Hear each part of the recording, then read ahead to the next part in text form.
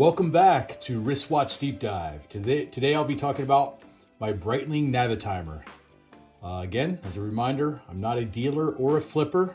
I'm not selling the watches I cover, just highlighting the watches that I have in my collection.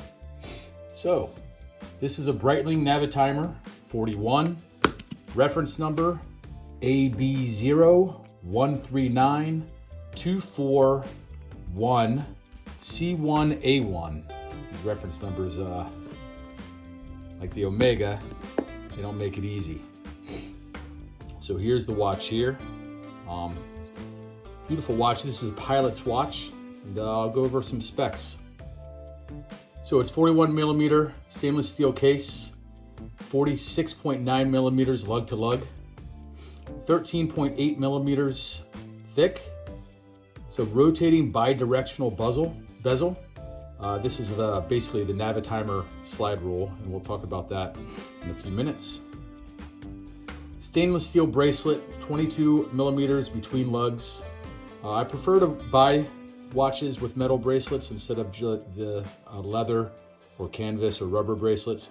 Sometimes you don't really have a choice. That's the way the watch comes. It's how it's meant to be sold. But if there is a metal bracelet option, I usually try to get the metal bracelet, and then I'll switch to the rubber, or switch it out to an aftermarket one, or maybe one sold by the company.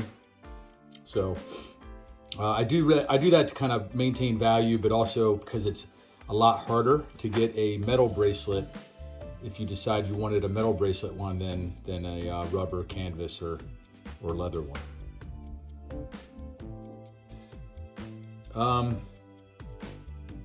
The movement, it's automatic caliber Breitling B01 in-house movement with 47 joules. And we'll talk about Breitling and their movements and kind of how they started to develop them later. 70-hour power reserved, domed sapphire crystal. This has a more prominent, almost bubble dome to it.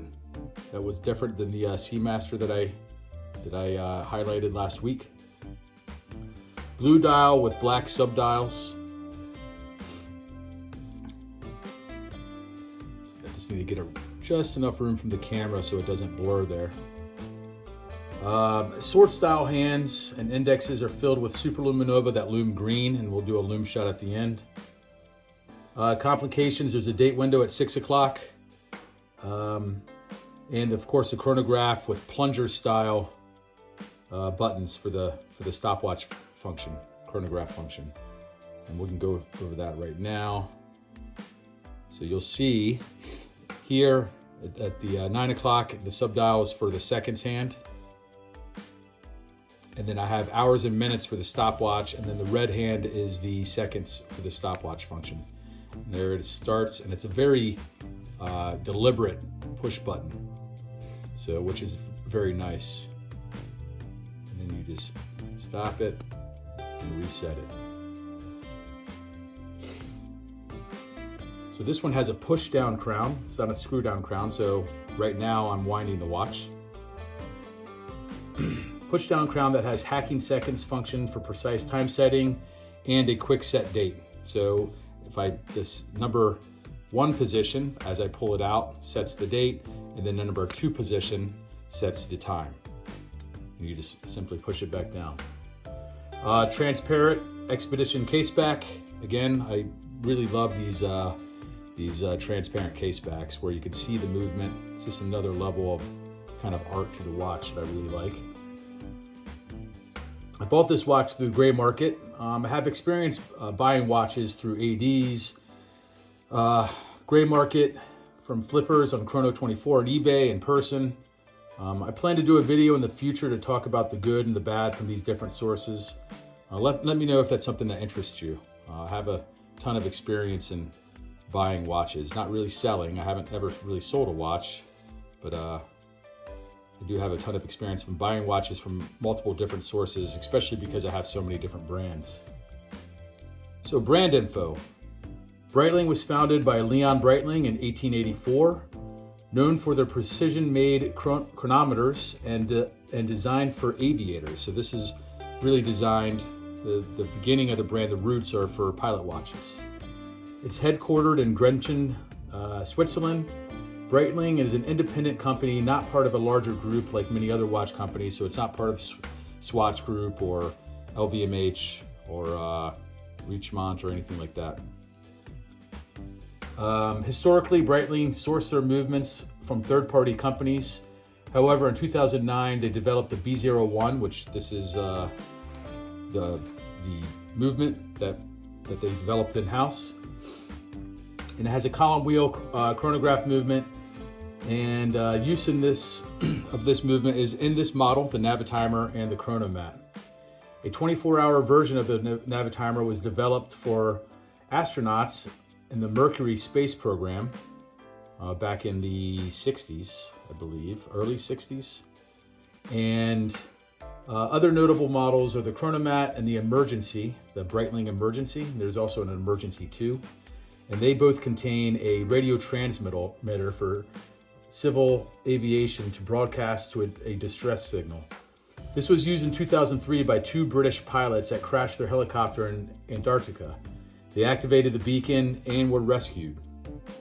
But that's not this model. That's the Breitling Emergency, but pretty cool little history of the brand and different models that they have. In 2002, Breitling designed the dashboard clock for the Bentley Continental GT. The following year, they started making chronographs for Bentley Motors. Many other collaborations between the two companies flourished in the subsequent years, but they ended their partnership in 2021. So, as you may have seen in my Omega Seamaster video, James Bond started off wearing a Rolex Submariner and then switched to an Omega Seamaster and Goldeneye. What you might not know is that James Bond also wore a Breitling and Thunderball. The watch in the movie was equipped with a Geiger counter, which enabled him to track down nuclear warheads. A Breitling Navitimer was worn by another character in the film. Jerry Seinfeld wore a Breitling in nearly every episode of Seinfeld, as well as comedians in cars getting coffee.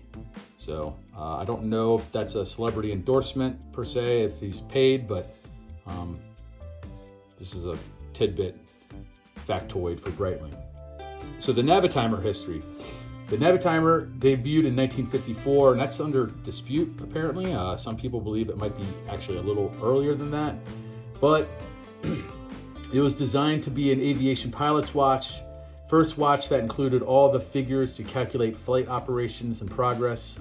What that means is a circular slide rule, which I'm using now, has an inner scale and an outer scale, and can be used to calculate a number of things that pilots need, like fuel consumption, drift, airspeed, ground speed, rate of climb. You can use a slide rule for multiplication and division, as well as things that have nothing to do with flying, like a tip calculator.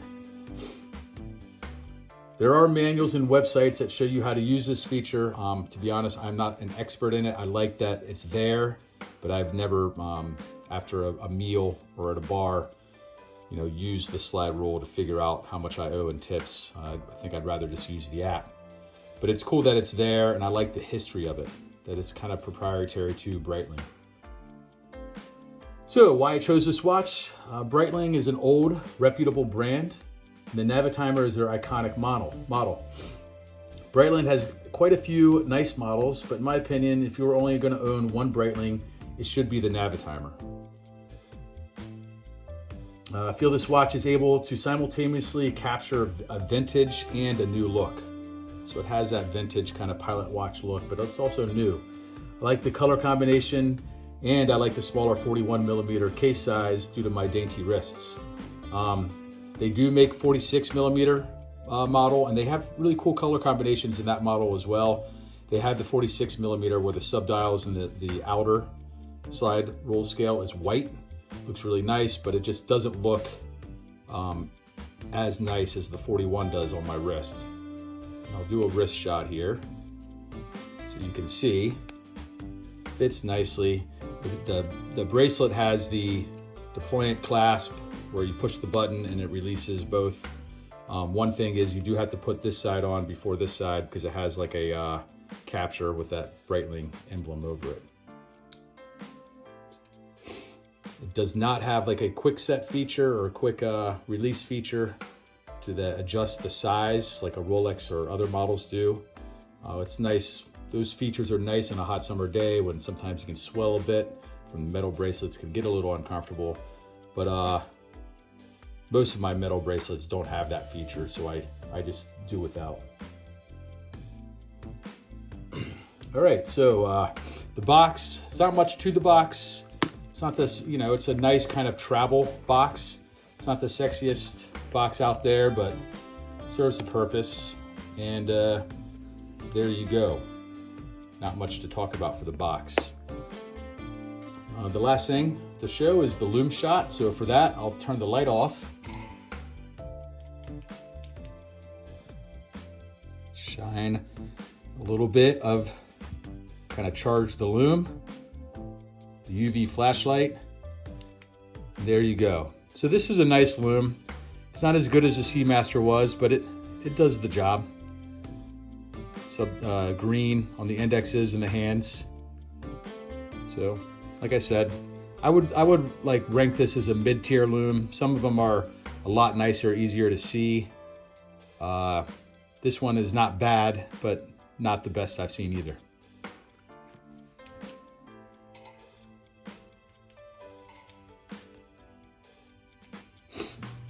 All right, so if you have any comments or questions, please email me, comment on this video, email me at wristwatchdeepdive@gmail.com, and please like and subscribe. Thanks for watching.